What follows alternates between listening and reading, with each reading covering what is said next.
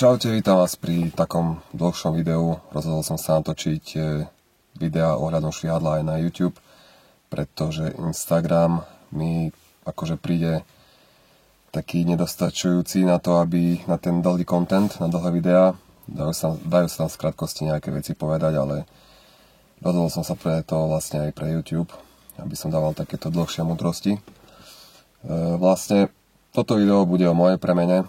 Ja som dokázal schudnúť z 90 kg na 73 cca. Ako 73 mám teraz a tie 2 roky dozadu už presne nepamätám, bolo to nejak okolo 90. No a podarilo sa mi to všetko vďaka švihadlu. Proste je to zázračný nástroj, je to kus šnúritý kokos, ktorý ti dá neuveriteľné výsledky.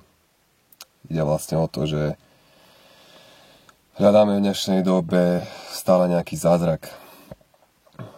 Ideš proste cvičiť, tak musíš mať nejaké fancy fitko, samozrejme najlepšie oblečenie, najlepšiu obuv, všetko tip-top a vtedy môžeš začať cvičiť proste a to švihadlo mi pripomína takú proste klasiku. Stačí ti ozaj malý priestor, zobereš kus šnúry a skáčeš proste, no a máš brutálne výsledky.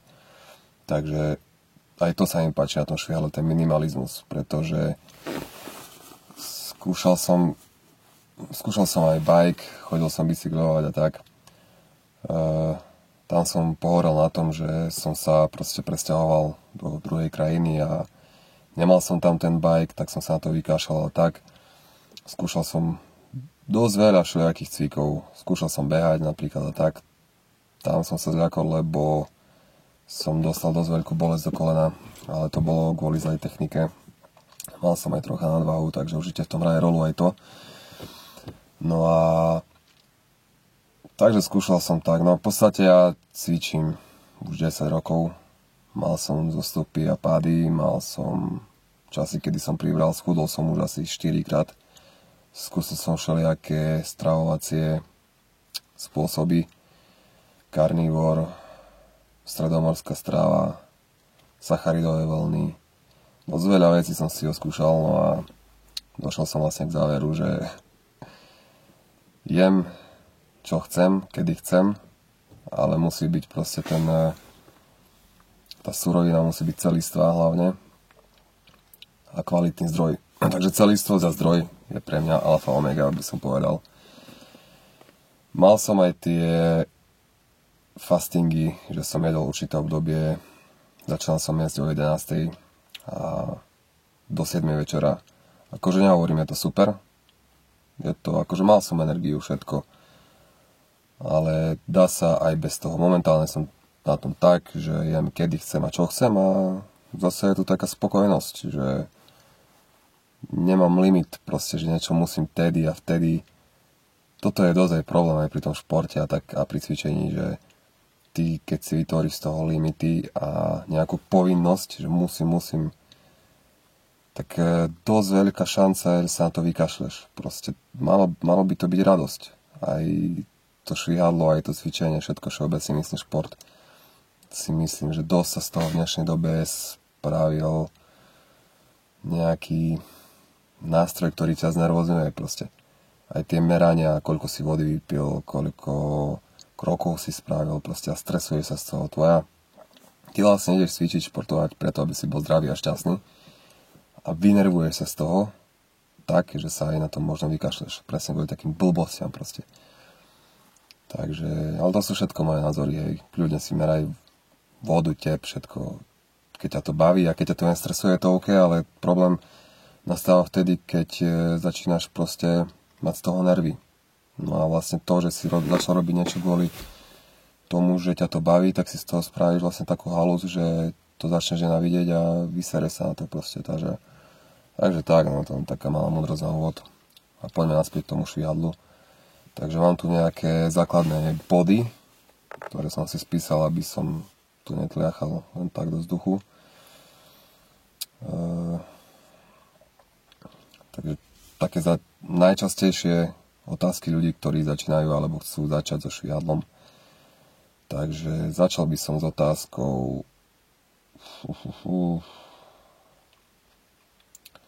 OK, prvá otázka. Výber správneho švihadla. Vysvetlí rozdiely medzi rôznymi typmi švihadiel. Takže ja som začínal úplne s takým blbým švihadlom z tých veľkošportových reťazcov. Nejak som to spomínať mena tých reťazcov, ale všetci vieme, o čo asi ide. Kúpil som si vlastne také basic za 2,50 plastové švihadlo. Nemám ho, lebo som ho vyhodil, lebo som mal nervy.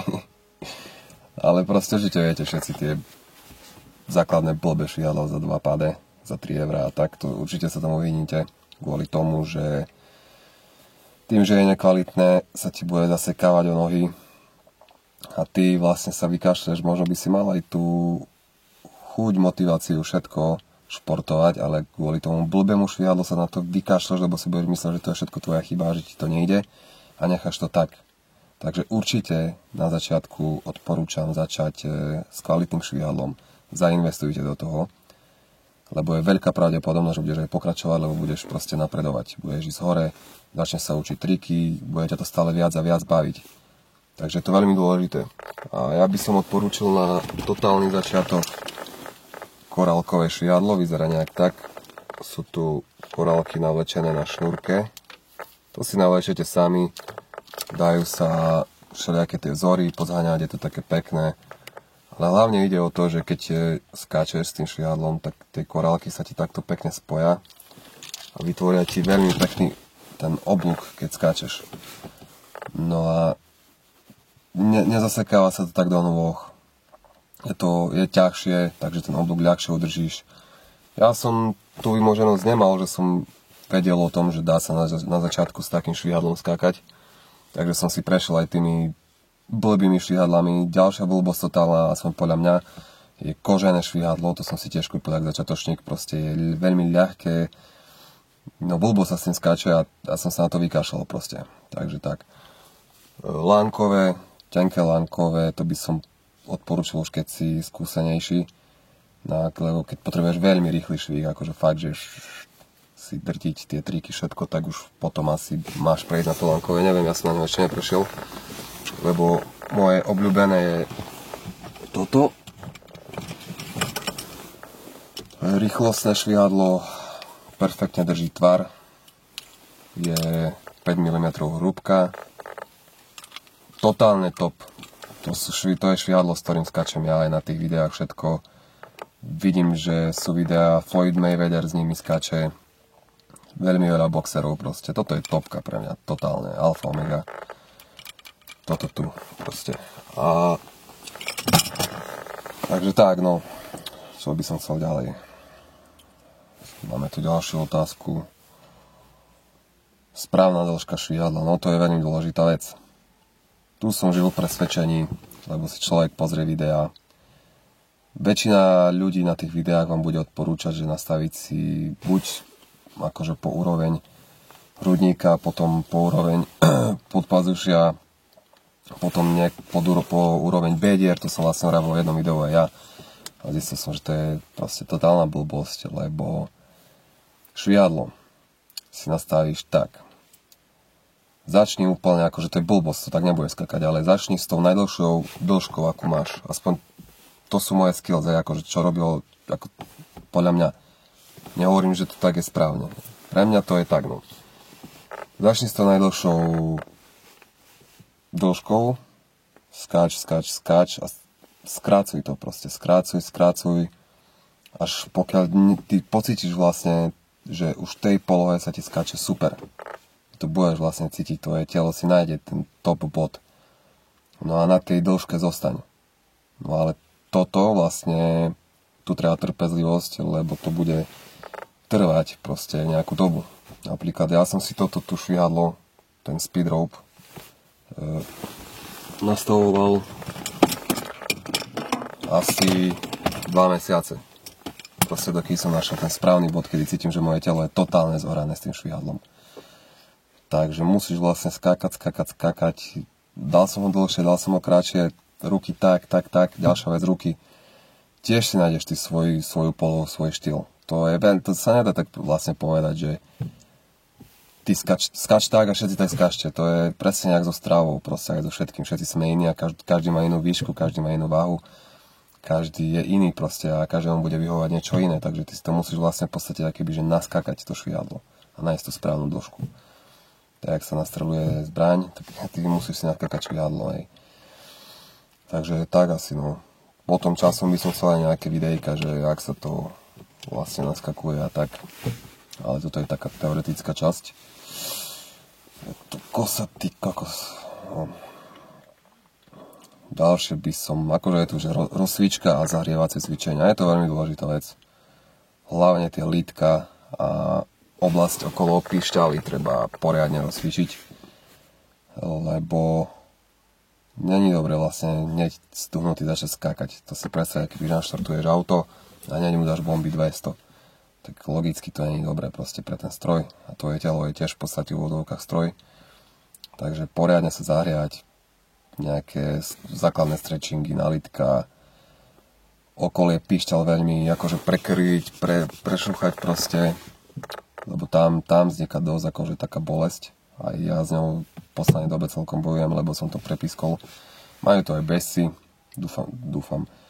Tuším, že sa to volá spleen shin, alebo nejak tak v anglickom výraze. Je to vlastne ako taký, jak zápal kolo píšťaly a tam sa odporúča, že 2-3 týždne nejak vôbec žiadna činnosť a potom sa vrátiť k tomu. Že ja to proste nedokážem, no ja musím skákať. Mal som už také, že som vlastne nemohol poriadne ani na nohu vstať, takže som dal už nejaké 4-5 dní pauzu, takže na to si treba dávať bacha. Menej, niekedy viac, no. Ale to musím aj sám seba naučiť, pretože ja som fakt, že závislý na tom švihadle. Potom, čo by sme to mali, no? Výhody skákania na švihadle. Tak výhody, samozrejme, strata tuku. Neskutočne na tom schudneš. Niekde som čítal, že 10 minút skákania sa rovná 30 minút behu. Takže je to akože, no, výhody. Postava, cítiš sa super každý deň, kvalitný spánok, tým, že sa zničíš v úvodzovkách, môže máš poriadny tréning, tak kvalitne spíš. Ja to kombinujem ešte s ľadovými sprchami, takže je to úplne super kombo. Schudneš, vyzeráš dobre, teší sa, vyčistíš hlavu neskutočne, dopamín, endorfíny, samé proste benefity, plusy. Tak ako hovorím, teraz som v štádiu, že jem, čo chcem, ako samozrejme, že ja nejem sprocesované veci, nejem sladkosti, blbosti, aj keď sa možno stane raz za čas, tak si dáš, proste nič sa nedeje. Ale čo sa týka stravy, tak jem úplne, hlavne nech to je celistvé. Celý zemiak, mäso celé, jablko celé, žiadne sprocesované veci. Múku nejem cukor. A to je asi tak všetko. No, nesladené napoje a také veci to nebudem ani rozoberať, to je samozrejme, že to nepatrí do tela. Takže taká moja filozofia stravy je celistvosť a kvalitný zdroj. Dám si aj med, strašne mám rád med. A ako hovorím, proste, keď sa stane, že si dáš nejakú milu raz za čas, nič sa nedieje, absolútne v pohode, nestresovať sa kvôli tomu, kľud. A vlastne nemám teraz ani ten režim, že jem kedy chcem, proste, no. Tým, že to vlastne potom všetko vyskáčem, takže je mi to úplne jedno, žiadne počítanie kalórií, nič, proste chcem sa tešiť zo života, nechcem byť v strese, že som teraz jedol 10 kalórií viac niečoho. A keď chceš schudnúť, tak proste uber jedlo, vyrať škodlivé veci, čo je, že nemáš čo jesť. Uber a hyb sa, proste pohyb je základ. Keď sa hýbeš, tak potom všetko ostatné, aby som zaradil pod ten pohyb. A som podľa môjho názoru. Základ je úplne pohyb a potom ide stráva a tak ďalej. A pohyb je vlastne šťastie, pohyb je život. Keď sa veľa hýbeš, tak máš aj si šťastný. V zdravom tele, zdravý duch, to sa nehovorí len tak zo strany, je to úplne pravda. Teší sa zo života, si aktívnejší, si živší. Vďaka tomu pohybu proste, no, my veď sme lovili, jak lovci, nomádi sme žili, tak ten pohyb, vďaka nemu sme tu. No, proste, čo sa nehybe, to umiera. No, proste aj vznikajú potom tie depky a tak ďalej. To už je zase na ďalšie video, špecifickejšie, nebudem to rozoberať. Začína mi byť aj kosa, takže mám už nejakých 15 minút. Toto je len taký úvod. Chcel by som tie videjka začať točiť viac tento dlhší obsah, aby som vám dal viac vedomostí z tej mojej cesty, ako som schudol s tým švihadlom. No a keď sa vám to páči, dajte like, napíšte nejaký koment, nejaké otázky, keď vám ešte niečo nie je jasné, kľudne aj odber. Nech sa šíri toto slovo Božie, slovo Gabrielove do sveta a takže tak, no. Vidíme sa pri ďalšom videjku. Skáčte, hýbte sa, tešte sa zo života, majte sa radi, spievajte, tancujte a nestresujte hlavne pre blbosti. Sú veci, ktoré vlastne ty neovplyvníš a zbytočne sa budeš stresovať. Kašli na kalórie, kašli na proste nemeraj, ako ja by som to povedal tak, že ten biohacking a meranie všetkého proste ťa uvádza do stresu. Ty športuješ kvôli tomu, aby si bol zdravý a spravíš si z toho stres, proste, tak to nejde dokopy, vykašli sa na všetko. A ja viem, že to teraz vyznie strašne a dosť veľa ľudí možno preto zhejtuje, hlavne trénerov a tak ďalej. Ale moja teória a môj názor je ten, že ty športuješ kvôli tomu, aby si bol šťastný a nie, že by si sa vynervoval a vystresoval. Ako jasné, že sú kategórie, keď ideš si na súťaž nejakú kulturistickú, ideš na Tour de France, ideš neviem, do klietky sa byť a tak, no nejdeš proste, tak oni určite vyžadujú viac pozornosti tým kalóriám a tým všetkým veciam jednoznačne, keď si vrcholový športovec, ale keď si obyčajný človek, ktorý chce žiť kvalitný život, cítiť sa dobre, tak na čo tie vlastne tie veci. Ako keď ťa to baví, rob to, mne to je jedno. Zase nenútim nikoho, ten môj názor, hej, ale to je môj pohľad na tú vec. Zažil som si to sám, že som si meral blbosti a tak ďalej. Akože priznám sa, kroky si čeknem, ale nie som, ako, toto je halus pri tej chôdzi, že keď si čekneš kroky, vlastne si z chôdzi spravíš tréning, hej, že veľa ľudí nechce sa im ísť vonku a tak, a keď máš ten krokomer, že si čekneš, spravil som 10-15 tisíc krokov, tak ťa to vlastne tak motivuje ísť. Ale zase nestresuj, keď tých 15 tisíc krokov nespravíš, nič sa nedeje. Proste ide o ten balans. Tešiť sa z toho pohybu, zo športu, mať ho zo párkrát v týždni, priniesť to benefity a tak ďalej, proste nenervovať sa z toho. Aj keď nepocvičíš jeden deň, dva, dobre, ty počúvaj svoje telo ti povie, nechce sa mu, treba sa občas prekonať, ale keď nepôjdeš, nič sa nedeje, proste. A mne v tej dnešnej dobe fakt príde to tak, že všetci sú proste vynervovaní zo všetkého a ešte dosť k tomu, že žijeme v takej hektickej spoločnosti jebnutej a ty ešte k tomu sa budeš nervovať, stresovať, že si teraz spal o hoďku menej a nevypil si o deco menej vody si vypil, nespravil si toľko krokov, no už máš 3 veci, ktoré ťa v ten deň proste demotivujú a psychicky zdeptajú, tak proste chápeš, kašle na to, že naši predkovia si nič nemerali a proste veď boli olympiády, všetko sú ešte aj tie videá z tých čas, keď už boli kamery a tak proste super postaví všetko, hej. Prežili sme tisícky rokov, lovci, nomadi, proste brutál. A on si nemeral kroky, nič, proste chápeš, kľud, úplne kľud. Šport, pohyb je základ. Tiež sa z toho, nerob si z toho povinnosť, nerob si z toho boj, že musím, proste nie, to je blbosť. Ako treba sa občas prekonať, disciplína musí byť, ale hlavne s kľudom. Kašľaj na tie videá, proste, že just do it, neviem, ty kokos, proste kašľaj na to. A nepotrebuješ ani nejaké, nič nepotrebuješ, žiadne fancy, super oblečenie. Viete, čo chcem povedať, proste. Stačí ti tričko, kraťasy a môžeš športovať proste. A takisto presne to navádza na tú filozofiu toho šviadla, že proste v úvodzovkách taká blbosť ti dokazuje, že je toľko šťastia dať v živote, že konec. No. 2x2 metre priestor, šnúrka do ruky a ideš bomby proste, no a máš super postavu, si šťastný, všetko. Nepotrebuješ nič. A ešte by som povedal to cvičenie vonku, hej. To je ďalšia halus, proste upevňuješ svojho ducha, ideš cez totálny nekomfort, proste to je ďalšia taká vec. Ale to zase na ďalšie videá, ja si to budem musieť pospisovať, lebo je toho veľa, čo by som chcel povedať, ale treba ísť cez ten komfort, no. sme strašne pohodlní v dnešnej dobe, takže ty keď nič nespravíš, nič nedostaneš, proste taký je zákon prírody, no. Ale to už je na ďalšie videjko, no, takže to bol len taký úvod, snad som vám zodpovedal na nejaké otázky, ktoré vás trápia ohľadom švihadla a tak ako som povedal, dajte like, koment, nech sa to šíri. Nech mám tiež nejakú motiváciu to točiť ďalej. Akože teším sa z toho, že môžem nejakú znalosť predať ľuďom ďalej.